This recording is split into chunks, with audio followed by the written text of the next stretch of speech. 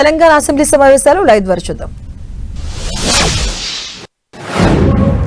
ఇమ్మీడియట్లీగా ఆ ఆస్తిని కొనుక్కునే వాళ్ళకు కూడా మొటేషన్ చేసే అంశాన్ని అన్నిటికీ అదే పెట్టారు. మేము ఈ చట్టంలో దీన్ని 3 రకాలుగా విభజించడం జరిగింది అధ్యక్ష. మొదటి అంశానికి సంబంధించి ఏదైతే క్లియర్ టైటిల్తో భూములు అమ్ముకునేటప్పుడు కొనుక్కునే వారికి డాక్యుమెంట్తో పాటు మొటేషన్ కూడా చేసే హక్కు 2020 చట్టంలో ఆనాటి మాజీ ముఖ్యమంత్రి గారు పెట్టడం జరిగింది.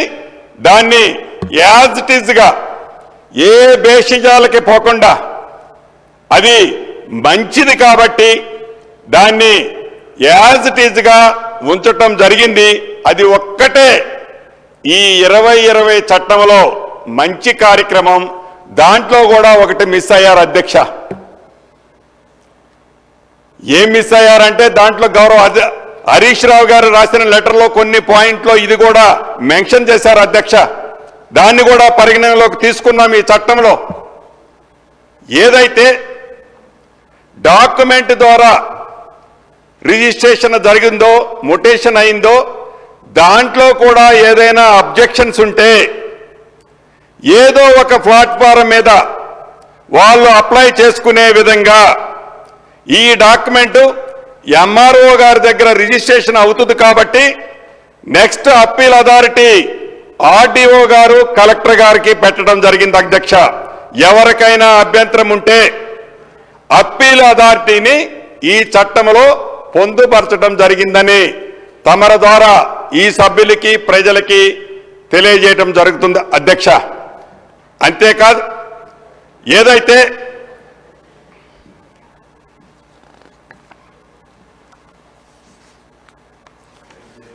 వారసత్వ పరంగా వంశపారంపర్యంగా ఏవైతే భూములు సంక్రమిస్తాయో ఆ కుటుంబానికి వస్తాయో ఆ వచ్చే భూములు ఏవైతే ఉన్నాయో ఆ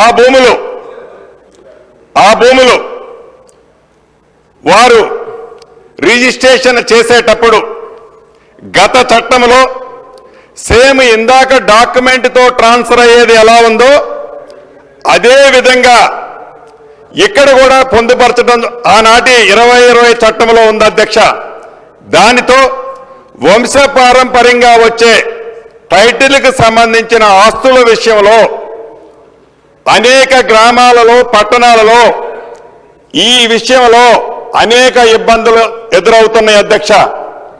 ఆ కారణంగా వంశపారంపర్యంగా ఏ ఆస్తులైతే వస్తున్నాయో ఏ ఆస్తులైతే రిజిస్ట్రేషన్ చేస్తున్నారో దాన్ని యాజ్ ఇట్ ఈజ్ గా స్పాట్లోనే మొటేషన్ చేయకుండా వంశపారంపర్యంగా ఎంతమందికి ఆ ఆస్తి మీద హక్కుందో ఒక్కసారి పునఃపరిశీలన చేసుకొని దానికి కూడా ఒక కట్ ఆఫ్ డేట్ పెట్టి ఆ కట్ ఆఫ్ డేట్ ప్రకారం దాన్ని మొటేషన్ చేయాలనేది ఈ చట్టంలో పొందుపరచబడింది అధ్యక్ష. అయితే అక్కడి నుంచి ఏదైతే వారికి ఏదైనా సమస్య ఉంటే వారికి ఏదైనా ఇబ్బంది ఉంటే ఆ సంబంధించిన డాక్యుమెంట్ కూడా నెక్స్ట్ అప్పీల్ అథారిటీ అది ఆర్డీఓ గారు కలెక్టర్ గారు కూడా నెక్స్ట్ అప్పీల్ అథారిటీ ఏర్పాటు చేయడం జరిగింది అధ్యక్ష. ఇక 3వ భాగం ఈ రిజిస్ట్రేషన్లో 3వ భాగమైంది ప్రధానమైంది అధ్యక్ష. వారసత్వం అదే రకంగా క్లియర్ టైటిల్తో కాకుండా కోర్టుల ద్వారా ఓఆర్సీ ద్వారా 38E ద్వారా ఇలా ఒక 14 రకమైన అంశాలు ఉన్నాయి అధ్యక్ష. ఈ 14 రకాలైన అంశాలు ఏవైతే ఉన్నాయో ఈ 14 రకమైన అంశాలకు సంబంధించిన రిజిస్ట్రేషన్లు ఉన్నాయో ఏదైతే ఈ రిజిస్ట్రేషను ఎంఆర్ఓ గారు చేస్తే ఈ చేసిన ఎంఆర్ఓ గారిది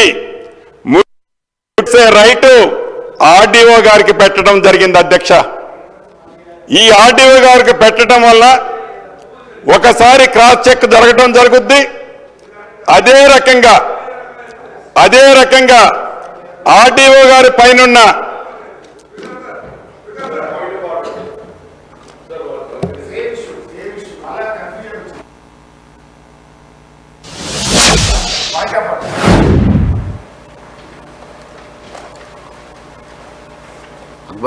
Honorable Speaker, sir.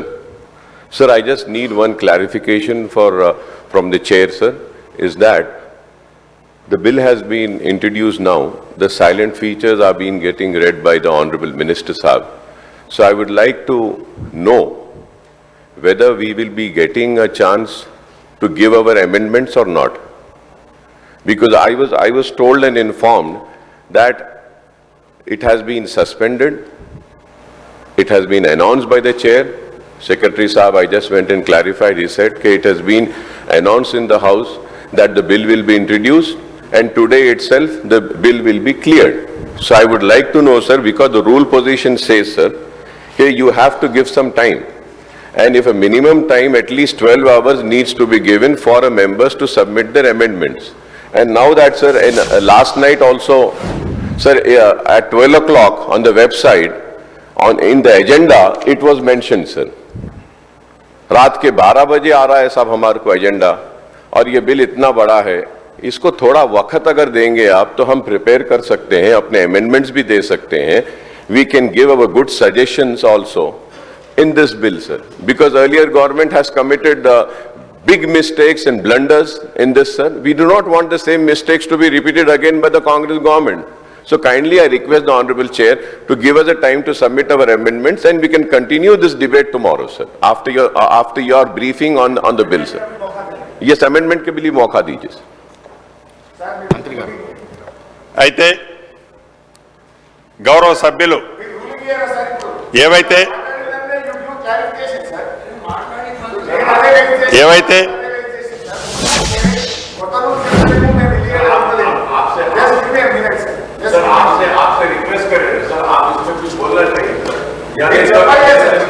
నేను క్లారిఫై అంటే నేను మాట్లాడతాను మినిస్టర్ సాబ్ క్లారిఫై నేను దాని గురించి కూడా మనం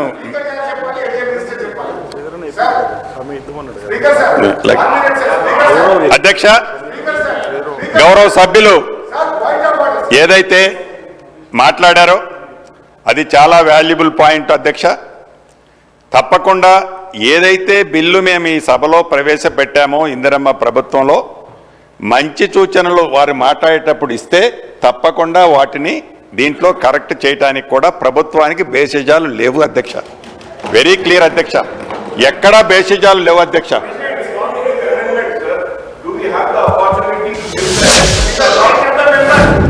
సో మాట్లాడిన తర్వాత please boy first sir I'm introduce this bill please.